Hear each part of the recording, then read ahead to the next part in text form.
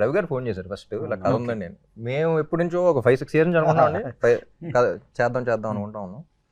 సరే చెప్పారు ఇలా ఎంఎస్ఎంపీ డైరెక్టర్ అంటే బాగుంటుంది సినిమా, సరే అని చెప్పేసి ఒక 20 minutes చెప్పగలుగుతాం మహేష్ అన్న బేసిక్ కదా, ఓకే అండి అని చెప్పి స్టార్ట్ చేశాడు. I think 10 minutes into the film I stopped him. ఏదో మ్యాటర్ ఉన్నట్టుంది, నీకు మొత్తం డీటెయిల్గా చెప్పాలి ఎంతసేపు పడద్దు అన్న. 2 hours పడద్దు అన్నాడు, 3 గంటలు చెప్పాడు. But I was first like I said fan అని మెన్షన్ చేశారు. ఫ్యాన్ కదా ఏం చేస్తాం అది ఇది అని చెప్పేసి ఐ వాస్ లైక్ ఓకే విందాం, ఫార్మాలిటీ కొద్దీ పిలిచాను యాక్చువల్లీ బాగుండదని. But I think 10 minutes into the film I was like no stop, ఎంతసేపు పడుతుంది. And for the first time like I said ఇది ఒక కథ చెప్పాలి అని చేయాల్సిన సినిమా ఇది.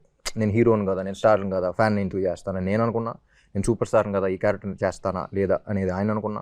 ఇలాంటి కథ we can't say this beautiful story, you know what I mean. So it's a very beautiful relation between a superstar and a fan, which both of us have to like really feel the story and get into it. Ante ee relation explore cheyadaniki we really have to feel this, only then the audience will be able to feel it.